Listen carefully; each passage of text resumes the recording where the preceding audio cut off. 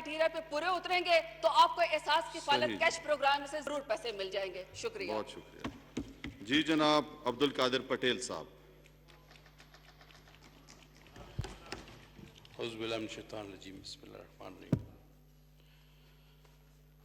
Sir, 11 तारीख को corona के हवाले से ये इजलास शुरू हुआ। ओपनिंग डिबेट फॉरेन मिनिस्टर साहब ने की। फॉरेन मिनिस्टर साहब ने आदाद शुमार बताए, दुनिया के भी, पाकिस्तान के भी। हुकूमती इक़दामात के लिए सजेशन मांगी और फिर हस्ब रिवायत होना तो आहिस्ता आहिस्ता चाहिए था, लेकिन यकदम ही तोप का रुख सिंध गवर्नमेंट की तरफ हो गया। हालांकि हम ये जज्बा और ये ख्याल लेके आए थे कि इस वक्त पाकिस्तान मुतहम्मिल नहीं हो सकता तकसीम का, तफरीकी सोच का, या ऐसी किसी बात का कि जिससे मैं व तू की खुशबू या बाज़गश्त आए। लेकिन एक इब्तिदाई तकरीर में ही अगर हमारे चेयरमैन साहब, सिंध हुकूमत, सीएम सिंध, इन सब पर गोलाबारी शुरू कर दी जाए तो फिर यह बात यकीनन सादिक नजर आती है सर कि इस मुल्क का सबसे बड़ा मुश्किल मसला कोरोना नहीं, इस वफाकी हुकूमत के लिए इस मुल्क का सबसे बड़ा मसला सिंध हुकूमत की आला कारकर्दगी है जो उन्हें पीछे छोड़े जा रही है। अब आइए सर, लगाएं बिल्कुल। इसमें माशाल्लाह यह भी कहा गया कि जी आप सिंध कार्ड यूज कर। पूरी सिंध का मैंडेट पीपल्स पार्टी के पास है, अल्हम्दुलिल्लाह उसको वोट मिलते हैं। अगर हम उनके वोटों की तर्जुमानी करते हैं तो हमारी बला से आप उसे कार्ड कहें, प्ले कार्ड कहें, लेकिन वो हमारी ताकत है और हम उसको इस्तेमाल करते रहेंगे। और अगर हम सिंध के नाम पर वसाइल मांगते हैं, अपने जायज आईनी हुकूक मांगते हैं, अपना एनएफसी अवार्ड मांगते हैं, हम किसी के बाप की जागीर नहीं, अपने सिंध के अवाम के हक को मांगते हैं। हमें कोई नहीं रोक सकता। कोरोना कोई ज्यादा रॉकेट साइंस नहीं थी। इसमें क्या था? वजीर आजम साहब 4 बार कह चुके हैं कि जी गरीब का क्या होगा, इसका क्या होगा, मैं लॉकडाउन नहीं करता। आधे घंटे बाद इस्लामाबाद में लॉकडाउन, सिंध में तो पहले से था। कहा पाकिस्तान में लॉकडाउन नहीं करने दूंगा। केपी में लॉकडाउन, बलूचिस्तान में लॉकडाउन, गिलगित में लॉकडाउन, कश्मीर। अब पाकिस्तान किस बला का नाम है सर? है कहां पाकिस्तान? सब जगह तो लॉकडाउन हो गया, कहते हैं पाकिस्तान में लॉकडाउन नहीं होने दूंगा। फिर आते हैं, तकरीर करते हैं, हमेशा तजब्जब का शिकार। कोई फैसला आज तक यह शख्स ठीक से नहीं कर पाया। पहले कहते हैं जी गरीब का क्या होगा, मजदूर का क्या होगा, ये होगा वो होगा, हम लॉकडाउन में इजाफा कर रहे हैं। अच्छा भाई, अभी तो आपने लगता है कि इख्तिताम इस पे करेंगे कि बिल्कुल आजादी दे रहे हैं, इख्तिताम में कह देते हैं लॉकडाउन में इजाफा कर रहे हैं। एक दूसरी स्पीच में फौरन लॉकडाउन का क्रेडिट लेने लगे जब सीएम सिंध ने पहले ही ऐलान कर दिया और हमने एहतियाती तदाबीर स्टार्ट कर ली। मुझे कहने की जरूरत नहीं कि हमने 28 फरवरी से काम शुरू किया था, आपको 17 मार्च को जाके नींद से जागे और तकलीद भी करते रहे, तनकीद भी करते रहे, तकलीद भी करते रहे, आगे चले। और उन्होंने कहा जनाब हमारे लॉकडाउन की वजह से ये हो गया। वो स्पीच भी आपने देखी होगी। फिर कहा मैं पाकिस्तान में कोई लॉकडाउन नहीं करना चाहता। ये लॉकडाउन करने और ना करने के दरमियान हमारा वजीर आजम इस तरह से फंस चुका है कि खुदा की कसम, सिर्फ मुझे तो यह समझ नहीं आती कि अगर वो यहां आते तो हम उससे पूछते कि जनाब Ali, Sindh government press conference करके कह चुकी है कि पॉलिसी पाकिस्तान की एक होनी चाहिए। आज हम यहां मौजूद हैं, मसला क्या है? आपको सिर्फ ओनरशिप लेनी है। आप कहें, हो सकता है कि अगर वो सिंध हुकूमत के साथ मिलकर पहले कुछ अरसे में सख्त तरीन लॉकडाउन करते तो उसके बाद आप ईज करना शुरू कर सकते थे, लेकिन आप उस वक्त भी मुतज़ब्ज़ब थे। आप जब आप कोई फैसला नहीं कर पा रहे थे, हमेशा की तरह आपका शुरू का फैसला कि आईएमएफ के पास जाएं ना जाएं, गोली मारें, खुदकुशी करें नहीं करें, आईएमएफ करें। 9 महीने आपने इसी तरह फैसला नहीं किया, पाकिस्तान की मईशत को आपने तबाह बर्बाद कर दिया। आप कोई फैसला करने की सलाहियत नहीं रखते। अगर वो आज होते तो हम यहां उनसे जरूर पूछते कि आखिर आप फैसले क्यों नहीं करते। आज भी कोई रॉकेट साइंस नहीं, मैं दोबारा कह रहा हूं, आप आए, ओनरशिप लें, तमाम सूबों को एक जैसी पॉलिसी दें, हां नताइज की जिम्मेदारी भी लें। ऐसा नहीं होगा कि मीठा मीठा हप हप, कड़वा कड़वा थू थू। आपने बिल्कुल सख्त लॉकडाउन करना है, करें, लेकिन दिहाड़ीदार के लिए भी मदद करें, क्योंकि जो भी वबाई अमराज होते हैं, जितने भी और बॉर्डर्स होते हैं, वो वफाक के जेर इंतजाम रहते हैं। ये लेजिस्लेटिव पार्ट 2 लिस्ट में नहीं, 1 में है। कुछ पता ही नहीं किसी को, सारे लगे हुए हैं। अच्छा, फिर कहते हैं, अभी मेरी एक बहन ने बात की, लेकिन प्राइम मिनिस्टर की मैं पहले बात कर लूं। सबने गिला किया कि उन्हें आना चाहिए था, लेकिन मैं समझता हूं सर, खुदा ना सबको कोरोना से बचाए। ये किसी की उम्र में भी लग सकता है, लेकिन उनकी उम्र में ज्यादा चांसेस है। हमने अभी मीरानी साहब को मना किया कि आप ना आओ। मैं सिर्फ इस वजह से प्राइम मिनिस्टर को इससे छूट दे सकता हूं कि उनकी उम्र का तकाजा है, इस उम्र में ज्यादा कोरोना अटैक कर सकता है। अब सर आइए, गैलप सर्वे। 1 मार्च को एक गैलप सर्वे हुआ जिसमें कहा गया कि 66% अवाम इस हुकूमत को नहीं चाहती, पाकिस्तान की मुतमईन नहीं। उसको भी मानते हैं आप? सारे सर्वे आप माने ना फिर एक साथ। उन्होंने कहा जी चाइना से हमने लोग नहीं मंगवाए। हमने कहा था, उस वक्त भी कह रहे हैं, आज भी कह रहे हैं कि आप मंगवाते, इंतजामात अच्छे करके, इस तरह ना मंगवाते जिस तरह आपने तफ्तान के बॉर्डर से मंगाए। एक तो इन्हें जगहों का पता होता नहीं। 90% से ज्यादा अरकान तफ्तान को ताफ्तान कहते रहे, जो खाने की चीज होती है। आप वहां के खुद रहे, वो तफ्तान है। इन्होंने कुछ नहीं देखा, लेकिन बोलते सब कुछ हैं। ये अहले इल्म है हर चीज पर। तो जनाब, आप तफ्तान वाला जिक्र ना करते अशर, आप चाइना से भी लोग लाएं। हमारे लोग सऊदी अरब, यूएई, जहां जहां फंसे हुए हैं, आप लोगों को जरूर लाएं, लेकिन इंतजामात करके लाएं। बॉर्डर आपके जिम्मे है, एपिडेमिक डिजीज आपके जिम्मे है। आगे चलिए सर। मुर्तजा वहाब का जिक्र किया कि उन्होंने तो कहा है कि पीपीईज पूरी हैं, जबकि बिलावल साहब कह रहे हैं कि पीपीईज नहीं मिली। आपकी तरफ से नहीं मिली, खुद हुकूमत सिंध ने अपनी बहुत बड़ी परचेजिंग की है, पूरी दुनिया को पता है। और अगर सीएम सिंध से किसी को कोई बैर है, कोई गिला है, तो भाई WHO ने उनका नाम 2nd नंबर पे दिया था। गैलप सर्वे हमने और आपने नहीं दिया था। सबसे ज्यादा काम करने वाले चीफ मिनिस्टर का नाम वो तो WHO वालों ने दिया था, आलमी तौर पर दिया गया था। कोई हमने नामजद नहीं किया था उनको। उनकी बात उनकी जगह। अब कहते थे बरतानिया जी, बरतानिया में जो है वो हर्ड इम्यूनिटी, जनाब वो जानवरों में होती है, और जानवर और इंसान में कोई फर्क होता है। आप इस तरह नहीं कर सकते। आप कहते हैं, देखिए मैंने पहले ही क्लियर कर दिया आपको कि कोरोना को की ओनरशिप का मसला है, और उसके जो नतायज आएंगे उसकी जिम्मेदारी लेने का मसला है। आप कहते हैं आप तजवीजें नहीं देते। हम जितनी तनकीद करते हैं कि आपने ये नहीं किया, आपने ये नहीं किया, वो सारी तजवीजें होती हैं, समझने की बात होती है। हमारी हर तनकीद तजवीज है। आप उसको तनकीद को तजवीज की तरह लें। हम आपको क्या तजवीज दें? कोई दरखास्त सबमिट करें? नहीं, हमारी ये बातें तजवीजें हैं और इस पर आप गौर करें। अच्छा जनाब, आपने कहा कि सिंध में बड़ी तनकीद, मतलब कोरोना का मसला 90% तो सिंध पर तनकीद होती रही। अब आप ये बताएं सर, जो सूबा 1 लाख लोगों से ज्यादा टेस्ट कर चुका हो, जिसकी कैपेसिटी 5,500 पर डे है टेस्टिंग की, और जो बाकी तमाम को मिला के उसके बराबर नहीं, वो बैठ के उस सूबे पे तनकीद कर रहे हैं। जिसके पास 8 अस्पताल हैं NICVD के, जिसमें 70 लाख से ज्यादा लोग मुफ्त में सेहतयाब हो चुके हैं।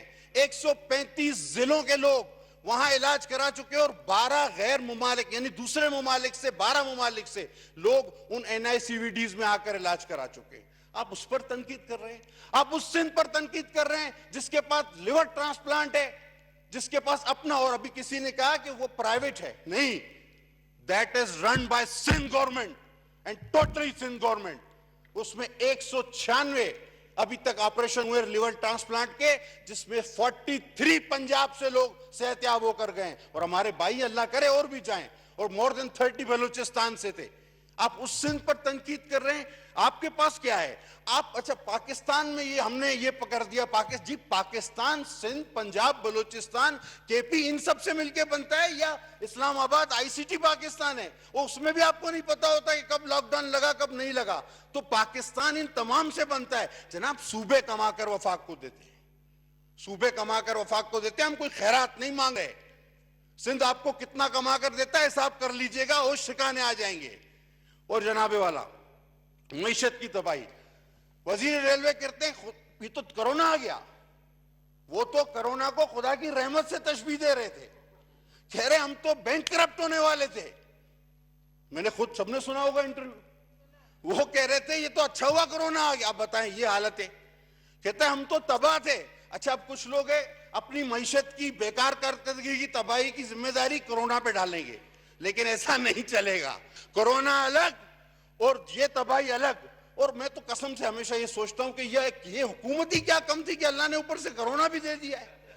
हम लोग तो इस बात से परेशान है कि ऊपर से कोरोना भी आ गया है। चलें, अल्लाह ताला को पता नहीं क्या मंजूर है। अब कहते हैं जी वजीर आजम के पैकेज का तो कोई मुकाबला ही नहीं, श्रीलंका, इंडिया, इसने उसने क्या ऐसा पैकेज दिया है?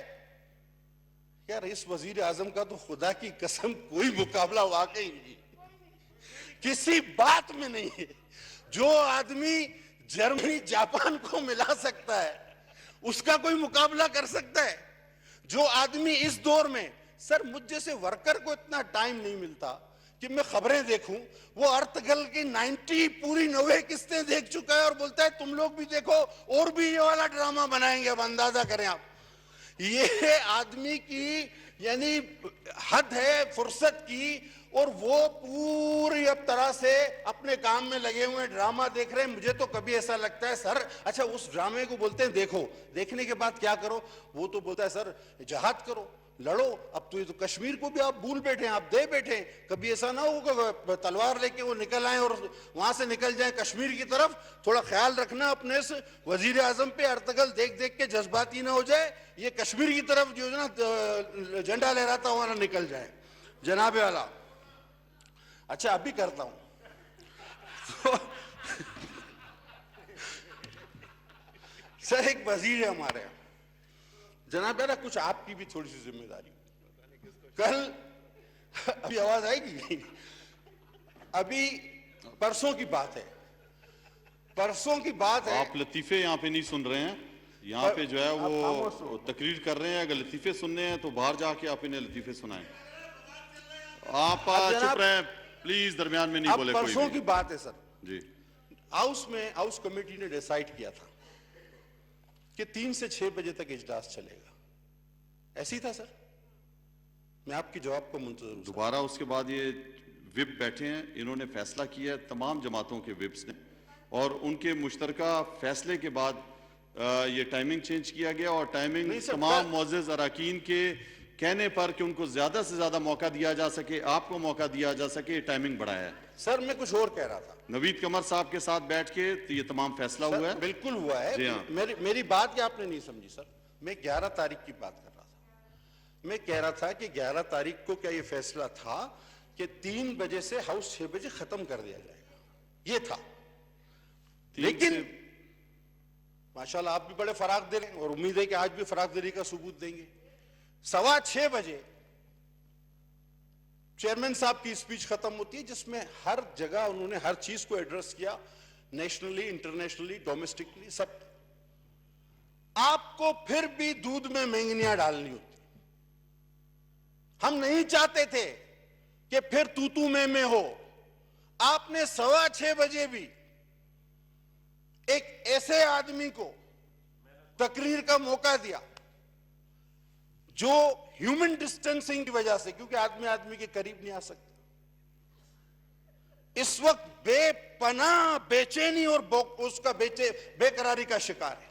सबको मौका दे रहा हूं मैं, आपको भी मौका आप दे रहा ये हूं। आप सुने- इस तरह की बातें नहीं करें, कोरोना पे आए। सर मैं कोरोना जी, की कोरोना बात पे कर बात रहा करें हूं, आप। मैं कोरोना की बात आप कर किसी रहा की हूं। जात पर किसी पर और बात नहीं करें। आपने वो बेकरारी, आप चुप कर जाए, और बिल्कुल अस्तराबी नारेबाजी की ना लगाएं। कैफियत मैं में कंट्रोल कर रहा हूं, मेरा काम है कंट्रोल उसने- करना। दरमियान में कोई नहीं बोले, आप वो- बिल्कुल नहीं बोलें। वो मेरा वजीर काम है, बेचारा मैं कंट्रोल करूंगा। बेकरारी आपका ये काम नहीं है कि आप कोई भी यहाँ पे चाहे और पोजीशन से बेचैनी या के- हुकूमत से नारेबाजी लगाए। इस तराफी की कैफियत में उसने जो आया मुंह में कहता रहा। उसने कहा कि कुत्ते काटते हैं सिंध में। तो भाई जनाब, वैक्सीन वफाकी हुकूमत बनाई थी, NIH, national institute health, NHI, वो बनाते हैं। और लाड़काना का मेयर तो पेमेंट भी कर चुका है, रिसीव्ड हमारे पास है। आप हमें वैक्सीन नहीं देते। दूसरी तरफ का कराची में पानी नहीं है। अच्छा भाई, वो तो पानी आता कहां से है? अपर कंट्री से आता है। आप सिंध आने दोगे पानी तो कराची आएगा। फिर कहा कि न्यूयॉर्क का गवर्नर, अभी न्यूयॉर्क का गवर्नर या तो न्यूयॉर्क हो या गवर्नर हो। न्यूयॉर्क शहर का गवर्नर, न्यूयॉर्क एक स्टेट है, उसका गवर्नर का हमें फॉलो करता है। गवर्नर 4-6 उस दिन से अर्जेंट में आया हुआ यहां। और सर ये बातें कि कराची में गंदुम चोरी हो रही है सिंध में, हालांकि अब इसका जवाब सुने। आप कुत्ते की वैक्सीन सिंध को पैसे देने पर भी वफाक नहीं देता। कराची में पानी अपर कंट्री से सिंध को ही पूरा नहीं मिलता, तो कराची तो बिल्कुल टेल एंड में है। गंदुम हमने पिछले साल खरीदी नहीं, इस साल शॉर्टफॉल क्यों आया? ये सिंध हुकूमत की अपनी इनिशिएटिव और इंक्वायरी है। अगर आपने ये बातें करनी हो, 17 मिनट हो चुके हैं। सर मेरी पार्टी का टाइम काट लीजिएगा सर, जितना चाहे काट लिया, नो प्रॉब्लम। इसको जो है वो आप सर conclude आप मेरी करें पार्टी अपनी का speech टाइम को। काट सकते हैं, सब यहां मौजूद है, नो प्रॉब्लम। अब जब आपने ये बातें करनी है तो सर फिर मैं माफी के साथ चाहूंगा कि मुझे पता है कि ह्यूमन डिस्टेंसिंग की वजह से लोग दूर से दूर होते हैं, इस वजह से आपको बेचैन है, आप बेकरार हैं, और मास्क ने तो और काम खराब कर दिया है। तो इस फ्रस्ट्रेशन को कहीं और निकालें।